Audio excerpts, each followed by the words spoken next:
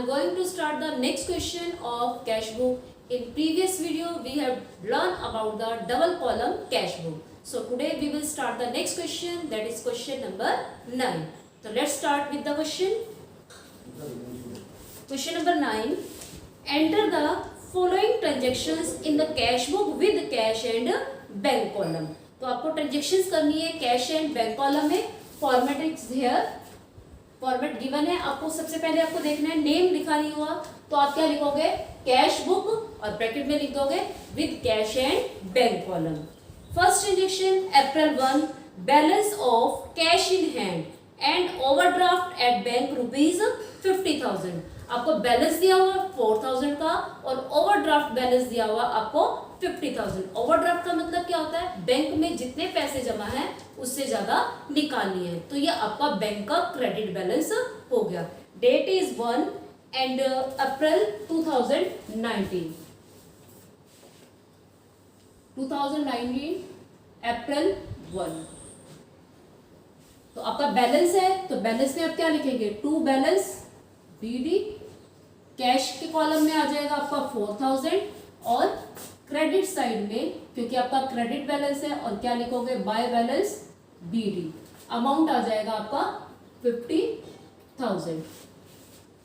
Next second entry, date is four invested further capital ₹1 lakh out of which 60,000 deposited into bank. Further capital मतलब proprietor ने capital लगाई है, चाहे वो साल के बीच में कैपिटल लगाए चाहे वो बाद में लगाए. पैसा तो आ रहा है आपके पास, बिजनेस में पैसा आ रहा है, तो आपका क्या आ रहा है, और साथ में इसमें ये लिखा हुआ है out of which 60,000 deposit into bank. Means 1 lakh capital business में लगाई है, यानी कि कैपिटल तो 1 लाख की इंक्रीज हो रही है लेकिन 60,000 बैंक में इंक्रीज हो रहे हैं और 40,000 क्या हो रहा है, ऑफिस में रखा हुआ है, यानी कि ऑफिस में कैश इंक्रीज आ रहा है. तो ये हमारी मनी आने की साइड है, तो कहाँ लिखोगे, रिसीप्ट साइड में. डेट इज फॉर, कितने पैसे लगाए हैं कैपिटल के, कैपिटल का अमाउंट लगाया 1 लाख, उसमें से बैंक में कितने जमा हुए हैं 60,000, तो बाकी 40,000 क्या इंक्रीज हो जाएगा, कैश इंक्रीज हो जाएगा. Next entry, date is 5, sold goods for cash ₹30,000 plus CGST and SGST 6% each. उसे गुड्स सोल्ड किए हैं 30,000 के, CGST और SGST भी 6% है, तो 30,000 तो उसको सेल्स का मिलेगा और 6% आप GST भी लगाएंगे. डेट है आपकी 5, तो पैसे आ रहे हैं, क्या लिखोगे, टू सेल्स. अब सेल्स से कितने आ रहे हैं आपके 30,000 है और कैश मिला है या बैंक मिला है, तो हम क्या बनेंगे, बाय डिफॉल्ट कैश 30,000. और किसके वजह से मिला होगा, CGST एंड SGST. अमाउंट आ जाएगा आपका 6% 1,800 और 1,800. Next entry, date is 11, date is 10, purchase goods ₹55,000 plus CGST and SGST 6% each and issued a cheque for the same. यानी कि आप गुड्स परचेज कर रहे हो लेकिन पेमेंट आप किससे कर रहे हो, चेक से कर रहे हो, तो आपका अमाउंट किसका कम होगा, बैंक कॉलम का कम होगा. डेट इज 10 अप्रैल. ठीक है, तो आप गुड्स परचेजेस कर रहे हो, बाय परचेजेस, अमाउंट है 55,000, पेमेंट आपने की है बैंक से. ठीक है, 55,000 तो आपने किसके किए, परचेजेस के, प्लस में क्या हो जाएंगे आपके by CGST and by SGST. 6% आपका हो जाएगा 3,300 एंड 3,300. डेट सेम आ जाएगी 10 और 10. Next entry, paid to Ramvilas. Date है 11, paid to Ramvilas our creditor ₹25,000, discount allowed by him ₹1,000. अब आपको पता है, यहां आप ध्यान से देखो, रामविलास को पे कर रहे हो, मींस आपका कैश जा रहा है, और राम कौन होगा आपका, राम आपका गिवर हो गया, कैश सॉरी राम आपका रिसीवर हो गया. राम को क्या करोगे, debit to cash and to, अब डिस्काउंट, कैश हम दे रहे हैं तो डिस्काउंट हमें क्या हो रहा है, रिसीव हो रहा है. तो क्या लिखोगे, डिस्काउंट रिसीव्ड। क्वेश्चन में आप ध्यान से पढ़ना, उसमें लिखा हुआ discount allowed by him. Him मतलब उसने दिया है और हमें क्या हो रहा है, रिसीव हो रहा है। कितनी पेमेंट भी की है आपने उसको, 25,000 की, 25,000। तो मतलब आपने उससे लेने कितने थे, आपने इसको देने थे 26,000। 25,000 क्या हो गए कैश के कॉलम में, 1,000 क्या हो गया, डिस्काउंट हो गया। अब यहाँ देखो, ये जो एंट्री है ये कहाँ आ जाएगी, ये तो आपकी कैश बुक में आ जाएगी, लेकिन डिस्काउंट और राम टू डिस्काउंट रिसीव, इसका कैश से कोई लेना देना नहीं है, कैश के ऊपर इफेक्ट नहीं पड़ रहा है। तो इस एंट्री को आप कहाँ राइट करेंगे, जर्नल प्रॉपर में। तो पहले आप कैश अमाउंट की एंट्री करो, कैश क्या हो रहा है, जा रहा है, डेट है आपकी 11 और यहाँ क्या लिखोगे, बाय राम। अकाउंट आप लगा लेना, ठीक है। तो कितनी पेमेंट की है आपने राम को, देखो कैश के कॉलम में। मीन्स आपको ध्यान ये रखना है, अमाउंट तो आप क्रेडिट वाला लेते हो, अब कैश के सामने अमाउंट कितना है 25,000, लेकिन रीजन आप किसका लिखते हो, डेबिट वाले का। तो अमाउंट हमने लिया 25,000 और रीजन किसकी वजह से, पैसे किसकी वजह से गए, राम की वजह से गए, तो हमने लिख दिया बाय राम। अब ये एंट्री जो बच गई आपकी, Ram account, Ram debit to discount received, ये कौन सी एंट्री है, जो एंट्री कैश बुक में नहीं आएगी। तो इसको आप लिखोगे जर्नल प्रॉपर में डेट लिखकर, डेट हो गई आपकी 11 Ram to discount received, amount आ जाएगा आपका 1,000। Next entry, date is 14, rent of ₹8,000 plus CGST and SGST 6% each paid by cheque. आप रेंट पे कर रहे हो और साथ ही साथ आप टैक्स भी पे कर रहे हो, कि GST भी पे कर रहे हो, और पेमेंट किससे है, चेक से है। तो चेक से है तो किसके कॉलम में आएगी, बैंक कॉलम में। पेमेंट की साइड हो गई, ये 14 डेट की एंट्री हो गई, बाय आपने रेंट पे किया है, रेंट है आपका 8,000, चेक से पेमेंट हो रही है 8,000 by CGST and by SGST, और 6% आपका आ जाएगा 480 एंड 480, डेट सेम आ जाएगी 14। Next entry, office furniture purchased, office furniture purchase किया and a cheque of ₹22,400 issued for the same including CGST and SGST 6% each। एक बार इस पॉइंट को ध्यान से देखो, ऑफिस फर्नीचर परचेज किया है, चेक से पेमेंट हुई है और आगे लिखा हुआ including CGST and SGST 6% each. इसके अंदर जो है ना CGST और SGST 6% क्या है, ऐड है। इट मींस क्या हुआ, 22,400 के अंदर दोनों ऐड, लो 100% क्या था आपका परचेज प्राइस था, मतलब फर्नीचर था, उसमें 6% वो ऐड किया, 6% ऐड किया, यानी कि ये जो अमाउंट आपका 112 वाला है। कितने वाला है, 112 वाला है। जैसे हमने वो निकाला था, एक पीछे डिस्काउंट का पॉइंट आया था कि 38,000 पे किए, क्या करके, डिस्काउंट को माइनस करके, है ना, डिस्काउंट के बाद। तो वो कितना था डिस्काउंट, उसके अंदर 20% या समथिंग था, तो आपने क्या किया था, 19 से डिवाइड किया था, ठीक है, तो आपका अमाउंट आ गया था इस तरह से निकाल के। तो ठीक इसी तरह से ये 22,400 में परचेजेस भी है और CGST भी है। परचेजेस कितनी हो गई, हमने मान लिया 100%, 6 और 6% कितना हो गया, 112%। ये 112% वाला है, लेकिन आपको कौन सा निकालना है, 100% वाला निकालना है। तो ये आपका आ जाएगा 20,000। तो 20,000 क्या हो जाएगी आपकी, 100% क्या है, परचेजेस है, तो 100% परचेजेस है, तो जो 20,000 आएगा वो आपकी परचेजेस होगी। फिर आप क्या निकालोगे, CGST by purchases, date is 15, 20,000 क्या हो गए, परचेजेस हो गई, by CGST and by SGST।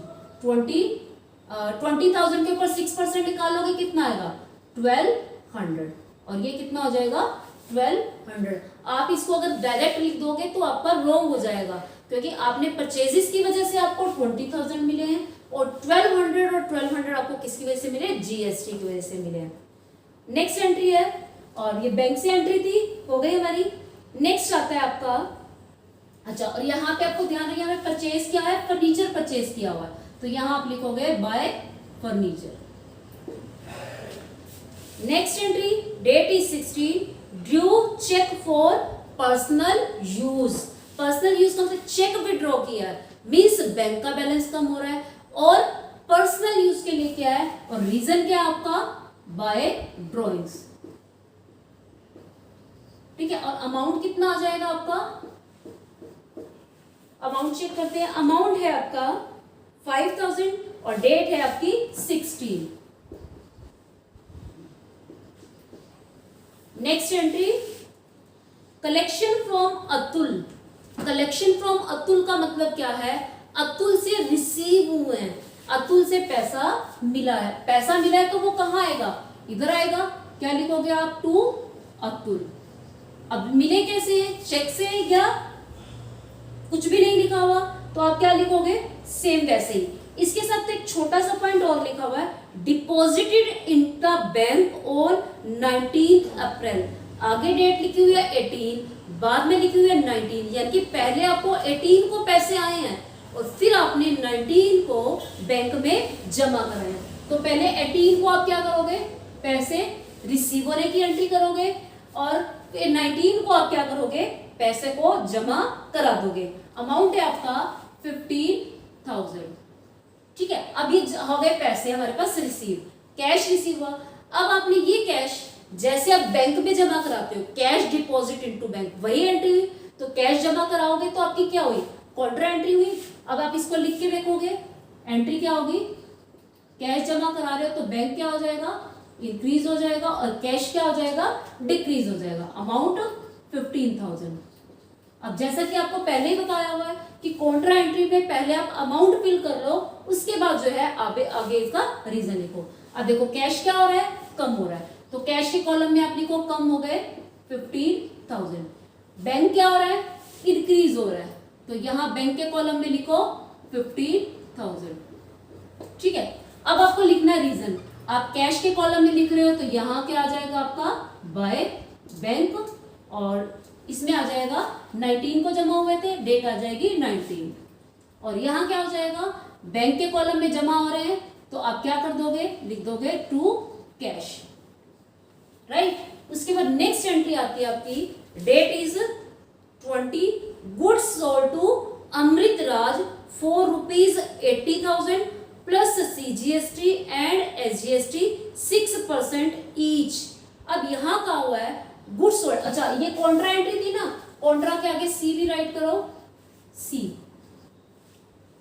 अब गुड्स सोल्ड किसको किए, अमृत राज को, और प्लस CGST एंड SGST। अब अमृत राज नेम है, कैश वर्ड नहीं आया, इट मीन्स किसी पार्टी का नेम आ जाए तो आप क्या मानते हैं कि वो उधार पे बेची है, तो वो एंट्री आपकी कैश बुक में नहीं होगी। डेट है आपकी 20, तो इसलिए आप इस एंट्री को कहाँ करेंगे, जर्नल प्रॉपर में। डेट इज 20, गुड्स सोल्ड की अमृतराज को, Amritraj to sales and to CGST and to SGST। Amount था आपका 88,000, ठीक है 88,000, और से आपने CGST और SGST अमाउंट है 80,000, और CGST कितना हो गया, 6% से हो गया 4,800 और 4,800, तो ये आपके आ गए 89,600। Next entry, date is 25, received a check of ₹88,000 from Amrit Raj in full settlement। in full settlement का मतलब यहाँ पे कैश डिस्काउंट होगा, and in full settlement of his account deposit into bank on 28 अप्रैल। देखो चेक रिसीव हो रहा है कब, 88,000 का 25 को, लेकिन वो चेक जमा कब हो रहा है, 28 अप्रैल को। अब जब चेक मिल रहा है 25 को, चेक 25 को तो डिपॉजिट नहीं हुआ, तो आपकी एंट्री के अंदर ना तो बैंक इंक्रीज होगा, कुछ भी इफेक्ट नहीं पड़ेगा। वो एंट्री आपकी कहाँ आएगी, जर्नल प्रॉपर में। तो पहले हम करते हैं 25 डेट की एंट्री। कितने पैसे मिले हैं, 88,000। तो उस 88,000 का हम पहले उसका अकाउंट भी चेक करेंगे कि कितने पैसे लेने थे, क्योंकि इन फुल सेटलमेंट आया है। इन फुल सेटलमेंट में हम चेक करते हैं कि अमाउंट लेना कितना था। देखो आप चेक करो, आपने उससे कितने लेने थे, 89,600 लेने थे, राइट। मिले कितने आपको, सिर्फ 88,000। तो आप क्या लिखोगे, लेने थे आपने अमृत राज से, अमृत राज 89,600। रिसीव कितना हुआ, कैश जिसको आप बोलते हैं चेक, चेक रिसीव कितना हुआ 88,000। चेक तो पहले ही मिल चुका था आपको 25 को, तो डिफरेंस क्या होगा 1600, वो क्या हो जाएगा, कैश डिस्काउंट। अब आपने चेक रिसीव हुआ है, पहले आप चेक रिसीव की एंट्री क्या करोगे, 25 डेट को cheque in hand debit to Amrit Raj 88,000। अच्छा आप ये देखो, अब चेक इन हैंड के साथ आपके पास 1600 क्या है, कैश डिस्काउंट भी है। अब मैंने आपको बताया था कैश और चेक या फिर बैंक, इन्हीं के साथ ही डिस्काउंट चलेगा। क्या चलेगा, ये साथ साथ चलेंगे। अब चेक इन एंड डेबिट हो रहा है तो कैश डिस्काउंट भी क्या होगा, डेबिट होगा। कैश डिस्काउंट भी क्या करेंगे, डेबिट करेंगे। कितने से, 1600 से। और 2 क्या हो जाएगा, अमृत राज 89,600, राइट। ये होगी आपकी 25 डेट की एंट्री।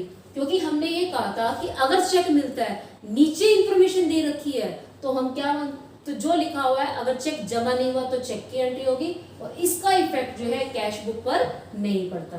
तो हमने एंट्री कर दी ये। अब ये जो चेक है ये कब जमा हुआ है, 28 अप्रैल को कहाँ जमा हो गया, बैंक में जमा हो गया। अब 28 को जब बैंक में जमा होगा तो बैंक इंक्रीज हो जाएगा और चेक हमारे पास से क्या हो जाएगा, आउट हो जाएगा।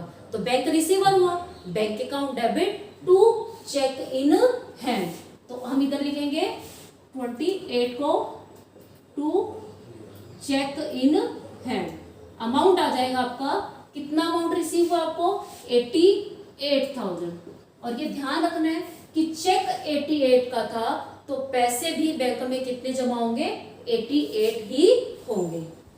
Next entry, date is 29, due from the bank for salary of office staff. देखो आपको पहले भी बताया है, अमाउंट है 25,000 कि सैलरी चाहे किसी के लिए भी निकाली हो, आपने ये मान के चलना है सैलरी एक्सपेंस है, और एक्सपेंस का पेमेंट जो है ये तो कैश में होगा या बैंक में होगा। पेमेंट हो रही है तो यहाँ आप लिखेंगे 29 और बाय सैलरी। पेमेंट हमने बैंक से निकाली, अमाउंट आ जाएगा 25,000 बैंक के कॉलम में। Last entry, paid salary of the manager by cheque. Manager की सैलरी को चेक से पेमेंट की, तो सेम आ जाएगा यहाँ पे भी। यहाँ आप ऐसा मेंशन कर सकते हो, सैलरी किसकी थी, स्टाफ सैलरी, और यहां आप लिख सकते हो बाय मैनेजर सैलरी, ठीक है। और अमाउंट कितना है आपका, इसमें अमाउंट है आपका 10,000। अब एज यूजुअल, अब आपका यहाँ पे क्वेश्चन हो गया कंप्लीट। अब क्या करोगे आप, इनका बैलेंस निकालोगे। सबसे पहले आप किसका निकालोगे, कैश बुक का। अब कैश बुक का टोटल करेंगे डेबिट साइड का और फिर करेंगे क्रेडिट साइड का। ये टोटल आपका आएगा कैश बुक की डेबिट साइड का 92,600 एंड बैंक कॉलम का आएगा आपका 1,63,000, 1,63,000। यहाँ आप लिखोगे रिसीप्ट्स, टोटल रिसीप्ट्स, और इस साइड आप लिखोगे total payments, total payments. Amount इसका टोटल आएगा आपका 40,000, 25 एंड 15, 40,000। इस साइड का टोटल करेंगे तो आपका टोटल आता है 1,82,960, राइट। तो ये आपका हुआ टोटल। पहले आप कैश बुक का बैलेंस निकालो। अब ये साइड बड़ी है और ये आपकी छोटी है, तो बैलेंस कहाँ आएगा, इस साइड आएगा। तो क्या लिखोगे, बाय बैलेंस CD। और क्योंकि आपका अप्रैल का मंथ है तो डेट आ जाएगी 30 अप्रैल। तो 92 में से 40 माइनस करोगे तो आपका आ जाएगा 52,600। अब देखो ये साइड क्या है, छोटी है, और ये साइड बड़ी है। आपको मैंने बताया था कि कैश बुक का टोटल हमेशा डेबिट साइड बड़ी आएगी लेकिन क्रेडिट साइड छोटी आएगी। बैंक के केस में ऐसा हो भी सकता है और नहीं भी हो सकता है। बैंक के इस केस में कोई भी साइड बड़ी आ सकती है क्योंकि बैंक जो है अपने रेपुटेड कस्टमर को थोड़े टाइम के लिए फैसिलिटी दे देता है कि आपके पास जितने पैसे जमा है आप उससे ज्यादा विड्रॉ कर सकते हैं। तो इसलिए जो है ये साइड बड़ी है और सॉरी ये बड़ी है और ये छोटी है। अब आपने बैलेंस करना है तो आपका बैलेंस किस साइड आएगा, इधर ना आके बैलेंस इधर आएगा। तो आप क्या लिखेंगे, टोटल पे रिसीप्ट्स के नीचे लिखोगे टू बैलेंस CD, यहां डैश कर दोगे और इसको माइनस करते हो तो आपका आता है 19,260। ठीक है, अब टोटल करोगे, टोटल बड़ी साइड के इक्वल आ जाएगा 92,600 इधर और 92,600 यहाँ। अब इनमें बड़ा कौन था, ये, तो इसका टोटल आ जाएगा 182,960 182,960। नीचे आप लगाएंगे डबल लाइन। उसके बाद आपने क्या करना है, ये जो बैलेंस कैश बुक का और मतलब कैश कॉलम का और बैंक कॉलम का बैलेंस आया है, इनको 1 अप्रैल को क्या करके दिखाएंगे, ब्रॉट डाउन करके दिखाएंगे। अब देखो किसका कौन सा बैलेंस आया था, इसका डेबिट बैलेंस बड़ा आया था तो बैलेंस डेबिट में फॉरवर्ड हो गया to balance brought down. Amount कितना आ जाएगा 52,600, डेट कितनी आ जाएगी 1 मई।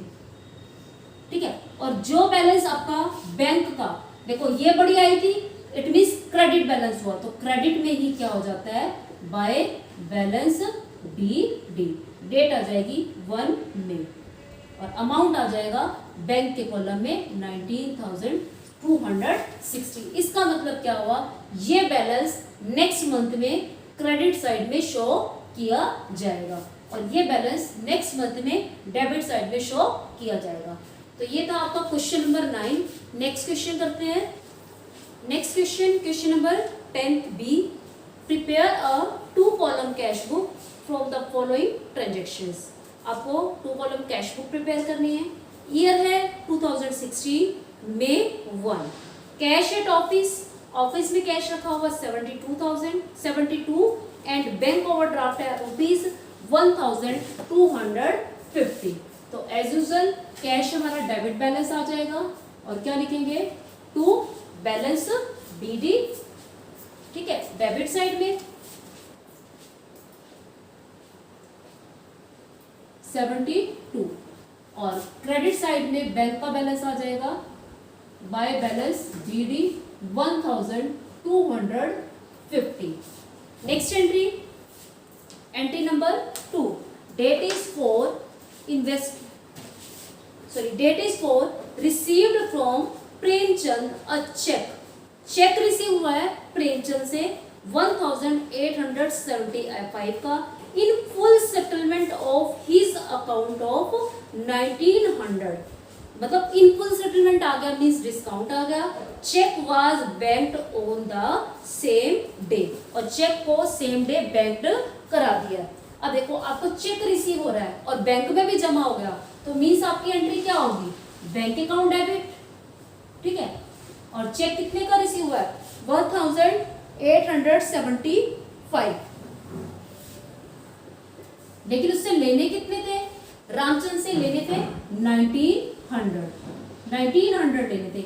इट मींस बैंक से हमने उसको रिसीव किया है 1,875 तो 25 हमने उसको क्या दिया, डिस्काउंट दिया क्योंकि इन फुल सेटलमेंट था तो 25 किस में आ जाएगा, डिस्काउंट अलाउड, अमाउंट आ जाएगा 25। अब देखो बैंक के कॉलम में आपके कितना अमाउंट आ जाएगा 1,875 आपके रिसीव हो रहे हैं तो आप डेबिट में लिखोगे। रीजन क्या है, रीजन है आपका 4 अप्रैल को डेट हो गई, रीजन है रामचंद तो क्या लिखोगे, टू रामचंद। अमाउंट मिल रहा है आपको, बैंक रिसीव हो रहा है आप लिखोगे 1875।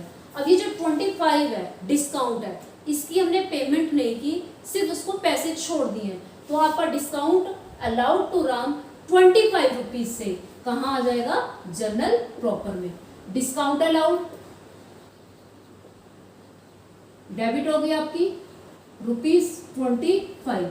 अमाउंट यहां से लिया, रीजन किसके वाला लेंगे, क्रेडिट वाला, टू क्या हो जाएगा, राम 25। क्लियर। नेक्स्ट एंट्री है bought goods and paid by cheque 500 और डेट इज 5। गुड्स परचेज किए हैं 5 डेट को, तो ये हो गया आपका 1 अप्रैल का, और ये आपके आगे 5 बाय गुड्स परचेज किए हैं, तो क्या आ जाएगा, बाय परचेजेस। अमाउंट कितना है, चेक से पेमेंट हुई है और अमाउंट है 500। यहाँ पे मंथ आपका मई है, आप देख लेना इसको, मई। नेक्स्ट आता है आपका Narendra settled his account of 1700 by a cheque. Narendra ने अपना अकाउंट सेटल किया है, settled his account of ₹700 by a cheque. This was banked on the same day. Banked on the same day मतलब बैंक में जमा करा दिए, मीन्स उसको किसी से पैसे मिलने थे, वहां से उसने अपना अकाउंट सेट किया और जो पैसे मिले वो क्या हो गए, बैंक में जमा हो गए। अमाउंट 700 है और डेट है आपकी 6, तो बैंक में जमा हो गए तो आपके रिसीप्ट्स हो गए, तो यहां आ जाएगा आपका 6 मई।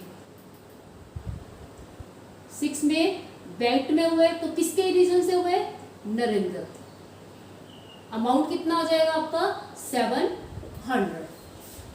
Next entry paid to Manohar Lal by a cheque for ₹420, discount received 80। अब मनोहर लाल को पे कर रहे हैं 420 और डिस्काउंट कितना रिसीव हुआ है 80। तो देखो मनोहर लाल को पे कर रहे हो तो मनोहर लाल कौन हो गया, रिसीवर हो गया मनोहर। पे कर रहे हो, चेक से पेमेंट कर रहे हो, तो क्या आ जाएगा टू बैंक, और डिस्काउंट क्या हो रहा है, आपको रिसीव हो रहा है, टू डिस्काउंट रिसीव्ड। अब देखो आपने मनोहर लाल को कितने पे किए हैं 420 और 80 क्या हो रहा है, डिस्काउंट मिल रहा है, मीन्स आपने कितने देने थे उसको 500। तो ये चेक जो है, चेक से पेमेंट हुई है तो आपका आ जाएगा कहाँ पे, डेट हो गई 9 बाय, अब देखो पहले इस अमाउंट को दिखाओ 420, क्या लिखोगे, बाय मनोहर। अमाउंट कितना आ जाएगा 420। अभी जो 80,000 क्रेडिट हो रहे हैं डिस्काउंट के मनोहर की वजह से, उस एंट्री को कहाँ दिखाएंगे, जर्नल प्रॉपर में। एंट्री क्या हो जाएगी, Manohar to discount received 80 and 80। Next entry, और डेट आपकी थी ये 9, तो डेट मेंशन जरूर करनी है। Next entry cash sales to date 400 of which 300 were banked. 400 रुपए की कैश सेल्स की और उसमें से ऑफ विच जब का मतलब है उसी में से 300 क्या हो गई, बैंक्ड हो गई, मींस बैंक में जमा करा दिए। तो पैसे आ रहे हैं, कहाँ आएंगे आपके, टू सेल्स। कितना अमाउंट मिला था, 400 मिले थे, 300 बैंक हुई थी, 300 यहाँ आ जाएंगे, 100 क्या हो जाएगा, कैश हो जाएगा। डेट थी आपकी 12। नेक्स्ट एंट्री है sold old typewriter for cash ₹320। पुराना टाइपराइटर बेचा है, तो इसमें क्या हुआ, टाइपराइटर सेल कर रहे हो तो टाइपराइटर किस में आता है, ऑफिस इक्विपमेंट में, तो क्या लिखोगे, सेल कर रहे हो, पैसा आ रहा है, तो आपका आ जाएगा यहाँ पे टू ऑफिस इक्विपमेंट। कितने में सेल किया है, आपने सेल किया 320 में, 320, और पैसे आ जाएंगे आपके कैश में, क्योंकि बाय डिफॉल्ट हम कैश में लेंगे। Next entry received a cheque for ₹400 from Naresh in full settlement settlement of his account of 460। Cheque receive हुआ है किससे, नरेश से। लेने कितने थे, देखो इन फुल सेटलमेंट आ गया, 460 के बदले में 400 का चेक मिला। This cheque is endorsed to Suresh. ये चेक क्या हो गया, एंडोर्स कर दिया किसको, सुरेश को। कब, 24 मई को इन full settlement of his account of 420। उसको भी हमने एंडोर्स किया। एंडोर्स की एंट्री आपके लिए नहीं है, इसको करवाते हैं। सबसे पहले आप देखो 20th डेट की एंट्री। 20th में उसने कहा नरेश को इन फुल सेटलमेंट में 460 के बदले में 400 का चेक रिसीव हुआ है। अब देखो नरेश को चेक रिसीव हो रहा है, इट मींस अब देखो चेक रिसीव हुआ, चेक बैंक में जमा नहीं हुआ, नहीं हुआ ना, तो इस चेक की एंट्री आपकी कैश बुक में तो होगी नहीं, ये कहाँ होगी, जर्नल प्रॉपर में। तो आप डेट लिखेंगे 20, डेट लिखेंगे 20, चेक रिसीव हो रहा है तो आप लिखोगे चेक इन हैंड, शॉर्ट में राइट कर दिया है, चेक इन हैंड। किससे रिसीव हुआ है, नरेश से। कितने का मिला है, 400 का, ठीक है। इन फुल सेटलमेंट ऑफ 460। अब 460 के बदले में 400 का चेक मिला है, इट मींस आपने डिस्काउंट दिया है। तो डिस्काउंट और चेक दोनों साथ साथ चलेंगे। डिस्काउंट अलाउड 60 और 2 क्या आ जाएगा, किससे मिला है, नरेश से, 460। ये हो गई आपकी चेक को रिसीव करने की एंट्री। अगर चेक बैंक में जमा नहीं हुआ, क्योंकि हम मान लेते हैं कि ये बैंक में जमा हुआ है, लेकिन यहां इसने लिख दिया चेक एंडोर्स कर दिया, इट मींस बैंक में जमा नहीं हुआ है। तो 24 को this cheque is endorse to Suresh. ये चेक किसको दे दिया, सुरेश को दे दिया। अब सुरेश को चेक दिया है और कितने के बदले में दिया है, 420 के बदले में। 420 उसको देने थे, दिए कितना चेक, 400 का। तो 20 क्या हुआ, इन फुल सेटलमेंट है, तो 20 उसके केस में क्या हो जाएगा, डिस्काउंट हो जाएगा। अब यहाँ देखो आप 24 को, अब चेक रिसीव कौन कर रहा है, सुरेश। सुरेश रिसीवर हो गया, क्या कर दोगे, डेबिट कर दोगे। तो अब सुरेश कितने का चेक, सुरेश से पैसे हमने देने कितने थे, सुरेश को देने थे हमने 420 टू। अब चेक कितने का दे रहे हैं इसको, चेक इन हैंड, चेक दे रहे हैं उसको सिर्फ 400 का। चेक, डिस्काउंट और बैंक ये सब साथ साथ चलते हैं, तो डिस्काउंट क्या हो जाएगा, क्रेडिट हो जाएगा, डिस्काउंट रिसीव्ड, अमाउंट आ जाएगा 20, ठीक है। अब ये चेक उसको दे दे, ये होती है एंडोर्स करने की। एंडोर्स करने की एंट्री में जो रिसीवर है उसको डेबिट कर दो, और चेक कितने का दिया हुआ 400 और डिस्काउंट कितना हो गया 20। नेक्स्ट एंट्री, तो ये एंट्री भी आपकी किसके अंदर नहीं आएगी, कैश बुक के अंदर नहीं आएगी। नेक्स्ट एंट्री आती है 25 date, received a cheque from Hari Prakash for ₹150। Cheque receive हुआ है 150 का, हरि प्रकाश थे। Cheque is endorsed to Raj Prakash on 27 मई, डिस्काउंट रिसीव्ड 30। देखो फिर से वही 25 को पहले चेक रिसीव करोगे, किससे, हरि प्रकाश थे। वो चेक किसको दे दिया, राज प्रकाश को।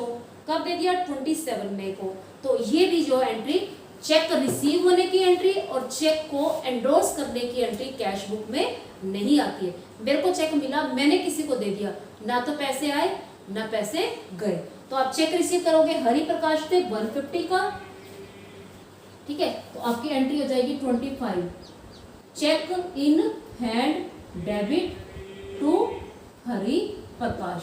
कितने का मिल रहा है, 150 का। नेक्स्ट एंट्री आती है, आपने वही चेक किसको दिया, आपने वही चेक दे दिया राज प्रकाश को 27 को, और डिस्काउंट रिसीव्ड है आपके पास 30। डिस्काउंट रिसीव कितनी है, 30। 27 को चेक दिया आपने राज प्रकाश को, राज प्रकाश क्या हो गया, रिसीवर। टू, चेक क्या हो गया, कम हो गया, कितना है 150 का। डिस्काउंट रिसीव, डिस्काउंट रिसीव क्या होती है, क्रेडिट, कितना आ जाएगा 30। इट मींस आपने कितने लेने थे उससे 180, मतलब 180 आपने उसको पे करने थे।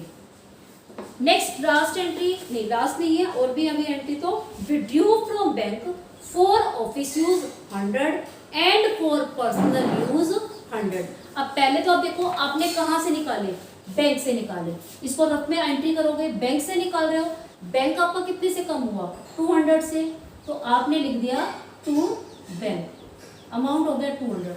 आपने 100 किसके लिए निकाले हैं, पर्सनल यूज के लिए, 100 किसके लिए निकाले हैं, वो अपने ऑफिस यूज के लिए, तो ऑफिस यूज के लिए निकाल रहे हो, ऑफिस में कैश क्या हो गया, इंक्रीज हो गया, ठीक है। ठीक इसी तरह से आपने जो प्राइवेट यूज के लिए निकाले हैं वो किस में चले जाएंगे, ड्राइंग्स में, ड्राइंग्स डेबिट।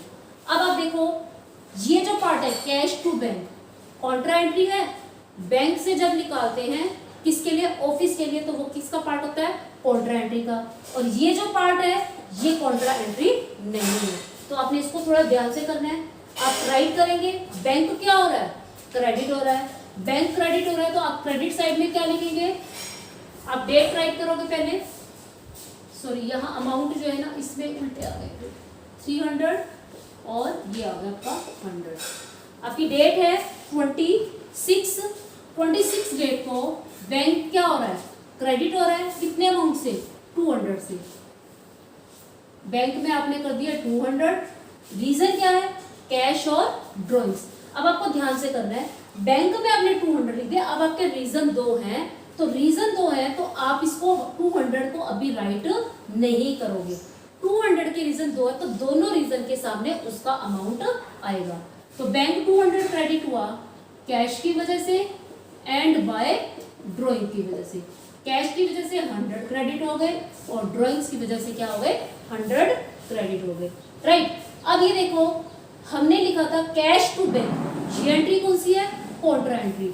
जब आप इसको आपने इसको तो क्रेडिट कर दिया, अभी आपका ये जो अमाउंट है ये रहता है, आपने कैश को डेबिट भी करने हैं। देखो कैश और बैंक, बैंक दो रीजन से क्रेडिट हुआ था हमने कर दिया, कैश अभी हमने डेबिट नहीं किया, तो डेबिट साइड में हम क्या लिखेंगे, पहले अमाउंट फिल करोगे कितना, 100 आ गया, ये 100 आया, ये 100 किसकी वजह से आया, बैंक की वजह से आया, तो क्या लिखोगे, टू बैंक। देखो अभी भी हमने क्या किया, जो डेबिट कर रहे हैं डेबिट में लिखा है, अमाउंट डेबिट वाला लिखा है, रीजन कौन सा लिखा है, क्रेडिट वाला लिखा है। जब रीजन दो होते हैं तो हम उनके सामने का अमाउंट ले लेते हैं। तो ये हो गया आपका कैश, और डेट आती है आपकी नेक्स्ट, ये आपकी 28 डेट की एंट्री थी, 28। नेक्स्ट एंट्री, नेक्स्ट एंट्री आपकी आती है विड्रू फ्रॉम ऑफिस। अब विड्रू किया ऑफिस से for payment of private bills. अब ऑफिस से निकाल रहे हो तो ऑफिस से निकालोगे तो कैश कम हो जाएगा, आपकी डेट आ जाएगी 29 और यहाँ क्या लिखोगे, बाय ड्रॉइंग्स, प्राइवेट एक्सपेंसेस हैं और अमाउंट आपका कितना है 425। Next, paid by cheque salaries rupees 160 and rent rupees 100। आपने सैलरीज पे की है और रेंट पे किया, किससे किया है, चेक से, तो आपका आ जाएगा यहाँ पे by salaries and by rent 160 and 100। Date है 30th। Next and last entry, bank charges as per bank. Bank ने चार्जेस चार्ज किए हैं तो वो हमारे अकाउंट में से डिडक्ट करेगा, तो क्या करेंगे 31 को आपकी आ जाएगी बाय बैंक चार्जेस, बैंक में से कम हो जाएंगे आपके 5, राइट। तो ये हुआ आपका क्वेश्चन कंप्लीट। अब हम क्या करेंगे, टोटल निकालेंगे। तो आप पहले इसमें डेबिट साइड का टोटल निकालो, टोटल रिसीव्स आपकी आ जाएंगी 592, यहाँ टोटल बनेगा आपका 2875 और इस साइड का टोटल है आपका 425 और इधर का करेंगे तो आपका आएगा 17, 21, 22, 23, 24, 25, ये आपका आ गया 70, 242635, राइट। और यहाँ आपका आ गया टोटल पेमेंट्स। अब आपको क्या करना है, ये साइड बड़ी है ये साइड छोटी है, तो आपको बैलेंस यहाँ राइट करना पड़ेगा, यहाँ लिख दोगे बाय बैलेंस CD और डेट आ जाएगी आपकी 31 मई। कितना अमाउंट आएगा 167।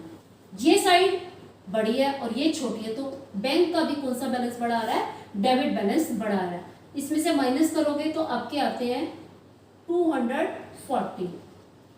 क्लियर। अब क्या करेंगे, दोनों साइड का टोटल करके सेम करेंगे इनको। 592 2875 592 2875 टोटल हुआ। अब बैलेंस जो है ये आपकी डेबिट बैलेंस बढ़ा था, तो ये बैलेंस डेबिट साइड में क्या हो जाएंगे, ट्रांसफर हो जाएंगे 1 जून टू बैलेंस BD। कैश में आपका कितना है 167 एंड बैंक में कितना है 240। तो ये था आपका question number 10th and part D।